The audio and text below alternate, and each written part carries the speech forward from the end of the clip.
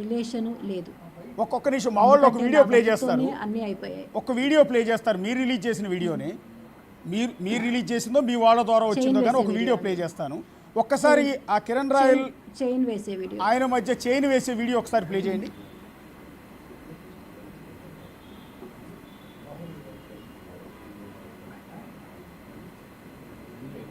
ఆడియోతో సహా ప్లే చేయండి.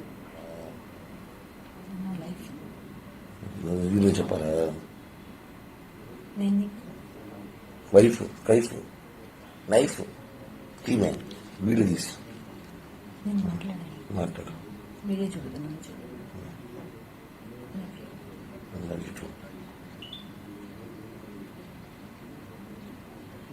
లైఫ్ లేకపోతే మీ సోర్తో అంతా మాట్లాడదు పొద్దున టీజీ దాగేసుకుని వీడియో ఎందుకు? ఎస్, ఈ వీడియో ఎప్పుడుదండి ఎగ్జాక్ట్లీ గుర్తుందా? ఏ సంవత్సరంలోదనేది? 2022. భర్త చనిపోయిన తర్వాత. అవునండి. ఇందాక మీరేమన్నారంటే నా భర్త చనిపోయిన తర్వాత నాకు కిరణ్ రాయల్కి మధ్య ఎలాంటి సంబంధం లేదు, జస్ట్ ఫోన్ కాంటాక్ట్ మాత్రమే. అవును. దీన్ని ఏమంటారు? ఇప్పుడు మీకు ఇంకోటి కూడా చెప్పానండి, ఇప్పుడు కూడా చెప్పాను. బయట వెళ్ళినా నేను నా పిల్లలు కలిసి వెళ్ళే వాళ్ళమని చెప్పాను. అది జరిగింది బెంగళూరులో వ్యాలంటైన్స్ డే రోజు. అక్కడే చైన్ తీసుకొని వచ్చి వేసి ఆ రోజే అతను నాకు మాట ఇచ్చాడు.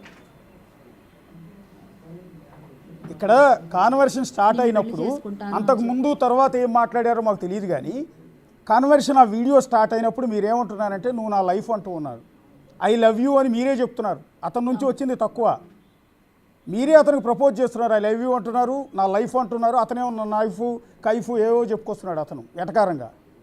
సో ఇక్కడ అతన్ని వ్యాలంటైన్స్ డే రోజు అతన్ని ప్రపోజ్ చేసింది మీరు.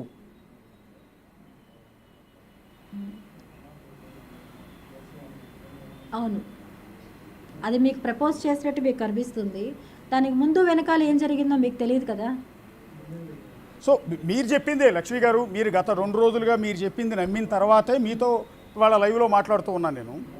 సో ఆ వీడియోలో నాకు అనిపించింది ఏంటంటే, ఇందాక మీరు ఏమంటారు, నా భర్త చనిపోయిన తర్వాత నాకు అతనితో కాంటాక్టే లేదన్నారు. బట్ ఇక్కడ బెంగళూరులో ఒక హోటల్లో మీరిద్దరు పర్సనల్గా ఉన్నారు. కాంటాక్ట్ అంటే మీరు చెప్పినటువంటి కాంటాక్ట్ లేదు. అది అతన్నే అడగండి, మీరు చెప్తాడు. ఇప్పుడు ఒకరు ఒకే రూమ్లో ఉన్నారు అంటే దానికి అర్థం అదొకటే కాదండి, అది గుర్తుపెట్టుకోండి.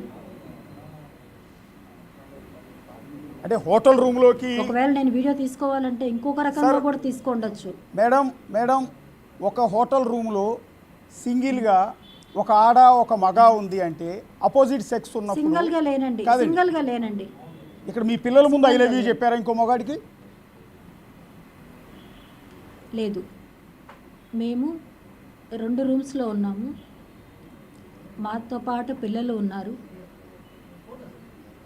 నేను పిల్లలతోనే ఉండి నిద్ర లేచి వచ్చిన తర్వాత అతనికి చైన్ వేసి ఆ మాట చెప్పడం జరిగింది. అదే ఎందుకు అంటున్నాను, నేనేమంటానంటే అతనితో పాటు అతని ఫ్రెండ్ కూడా ఉన్నాడు.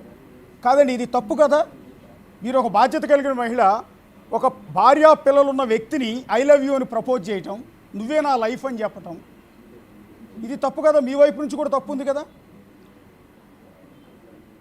ఇప్పుడు మీరు అడుగుతున్నది ఎలా ఉందంటే అండి, అతని మాటలకి మీరు అమ్ముడు పోయారేమో అనిపిస్తుంది నాకు ఇప్పుడు.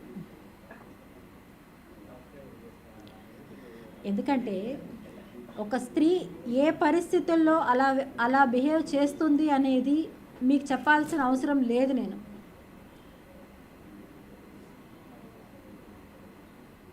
ఒకసారి థింక్ చేయండి.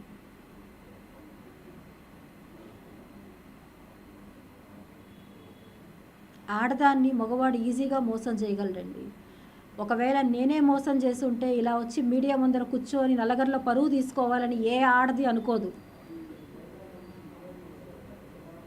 లక్ష్మి గారి వాడు మీరు మోసం చేశారన్న విషయం ఎవ్వరు అనట్లా. ఏ ఆడది కూడా మీరన్నట్టుగానే కన్నీళ్లు పెట్టుకుని మీడియా ముందుకు వచ్చి మీరే ప్రపోజ్ చేస్తున్నారు అని చెప్పి మీరు అన్నారు కదా. ముందు ఏం జరిగిందో మీకు తెలియదు. నేను చైన్ వేసేటప్పుడు వీడియో ఆన్ చేసింది మాత్రమే మీకు తెలిసింది అక్కడ. ఆ ముందు ఏం జరిగిందో తర్వాత ఏం జరిగిందో మీకు తెలియదు అక్కడ. కానీ ఈరోజు సొసైటీ ముందు రైజ్ అవుతున్న డౌట్స్ నేను అడుగుతున్నదని, ఇది నా పర్సనల్ కాదు. మీరు సమాధానం చెప్పుకునే అవకాశం దొరికిందండి. సొసైటీ నేను ఇవాళ వాళ్ళలో లక్ష్మి గారిని సొసైటీ వాళ్ళకి కూడా చెప్తున్నానండి నేను. ఎవరైనా సరే వాళ్ళ కుటుంబంలో వాళ్ళకి జరిగిన క్షణం తెలుస్తుంది. ఇలా ప్రతి కుటుంబంలో జరుగుతున్నాయండి, ఇది కామన్ అయిపోయింది ఇప్పుడు. కాకపోతే ఎవరు అడుగు బయట పెట్టడం లేదు. పరువు పోతుందని, నలుగురిలో తక్కువ అవుతామని చెప్పి భయపడి రావట్లేదు. నేను కూడా ఇన్ని సంవత్సరాలు అలానే బాధపడ్డాను. కానీ ఇంకా నాకు తప్పని పరిస్థితుల్లో నేను అడుగు బయట వేశాను. నేను మీకు లక్ష్మి గారు, మీకు ఒక క్లియర్ పిక్చర్ అంటున్నారు కిరణ్ రాయల్ ద్వారా మీరు మోసపోయిన తర్వాత మీకు ఈ పాయింట్ అర్థమైంది.